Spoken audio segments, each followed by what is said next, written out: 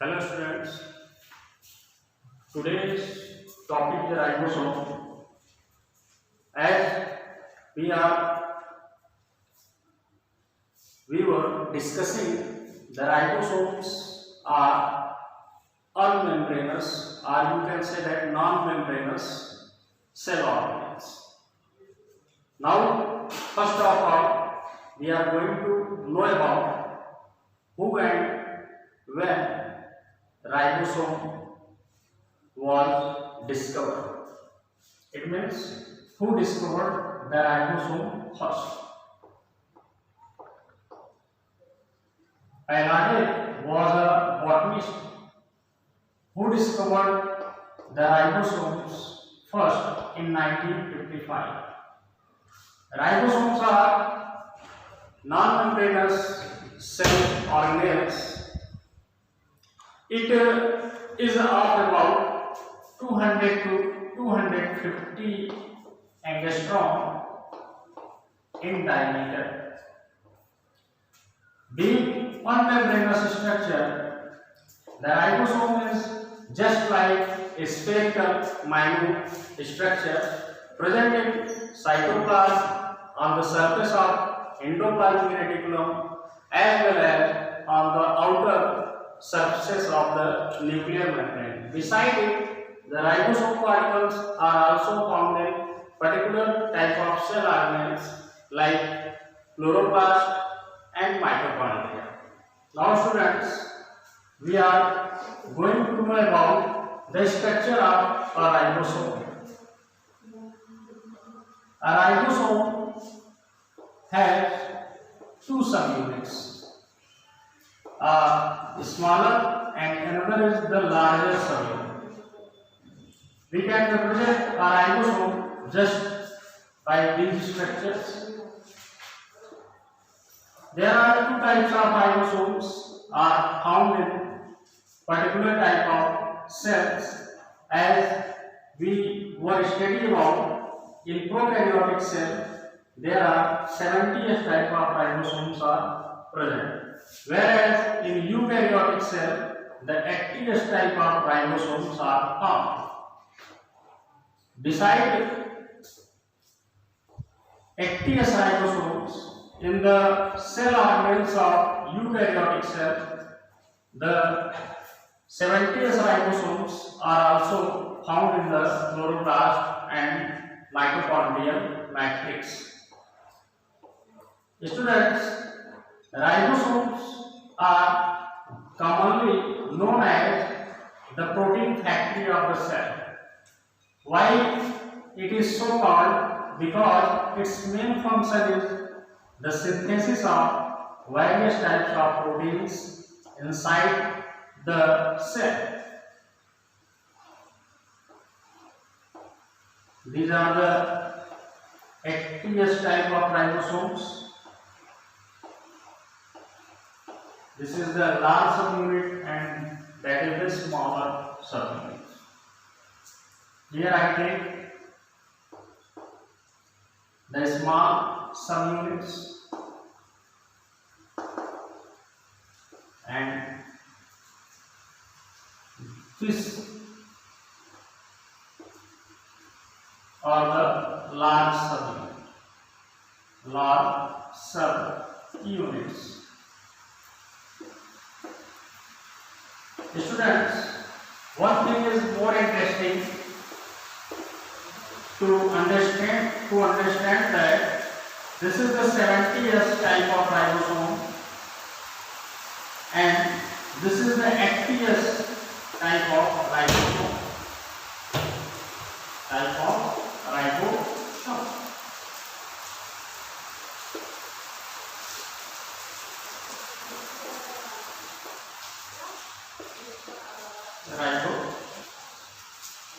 What is the means of yes? Yeah, what is the means of yes? Yes is Schwarzschild unit. It is a segmentation coefficient which was firstly carried by a Swedish botanist Schwarzschild. Schwarzberg firstly take an instrument that is known as centrifugation coefficient tube. It is just like as I shown in the structure. It has a rotating fan like structure and has alternate blades. When the particles of ribosomes are kept into this segmentation coefficient operators,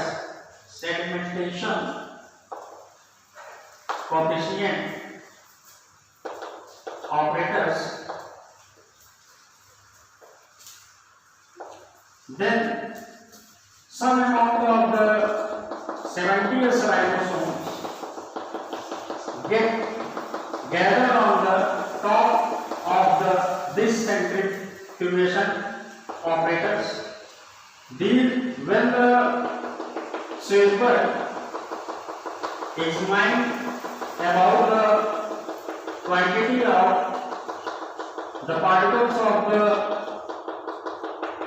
70s ribosomes, then he found that about 30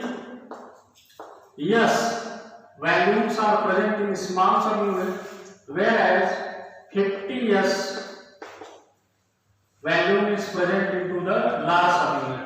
If we calculate mathematically, then 30s plus 50s is equal to 80s. But this segmentation coefficient cannot be determined by the mathematical calculation. And after the discovery of this segmentation coefficient operators by the Schwarzberg, later the unit of these type of ribosomes was given after the name of Schwarzberg as S.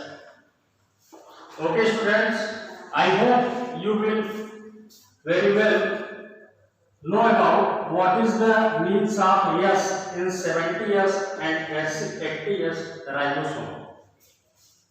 Now let us talk about the more complex structure of the ribosome.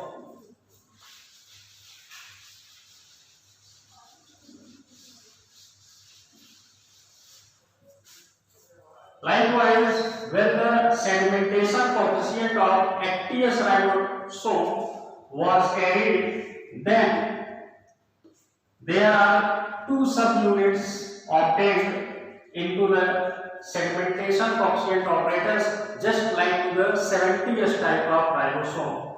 That is the 40s, the first value, which are you can say that get collected on the top of the centrifugation tube, and remaining the 60s part by value get settled down on the bottom of the segmentation coefficient operators. Thus, if we also calculate it mathematically, then the result is find out 100 years, but it could not be determined by mathematical calculation. It is on the behalf of observation found in the segmentation coefficient operators, which was carried by the Schwarzberg. Now students, we are also know about the 70s type of ribosomes and 80s type of ribosomes. On this basis, there are two types of ribosomes. There are two types of ribosomes. The first one is 70s type, and the second one is 80s type. 70s type of ribosomes are generally found in lower categories of organisms as well as in prokaryotic cells. Besides, it is also found in two unique cell organelles of eukaryotic cell, the chloroplast and the mitochondria. These prokaryotic type of structures are also found in these two cell organelles of eukaryotic cell, chloroplast and mitochondria. And if there are two subunits of 70S ribosomes, the smaller subunit is 30S and the larger subunit is 50S, which can be determined by the segmentation coefficient operators. Another, the actiest type of ribosomes. The actiest type of ribosomes are only found in eukaryotic cells. Into the cytoplasm, on the surface of endoplasmic reticulum, and on the outer membrane of nucleus, that is nuclear membrane, outer nuclear membrane. Besides, in nucleoplasm also the actiest type of ribosomes are found. The actiest type of ribosomes also have two subunits.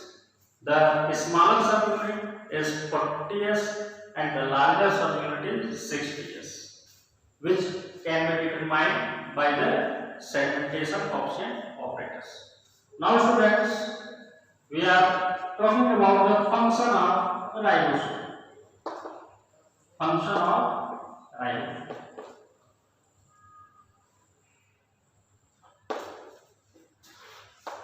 Ribosomes are commonly known as protein factory because its main function is synthesis of protein.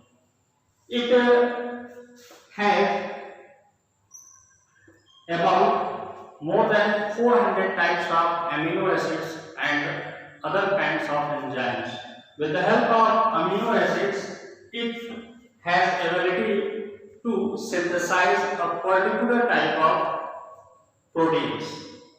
And if we are talking about the ribosome particles, also helpful in the formation of templates, or you can say that the modules for the DNA and RNA nucleic acids, because they are helpful in the formation of templates and the coding that is determined by the mRNA during the process of translation. The kind of protein is formed by the ribosomes due to presence of a particular type of enzyme. Many more about the process of synthesis of proteins with the help of ribosome particles you can know in higher class. Okay students, thanks for joining.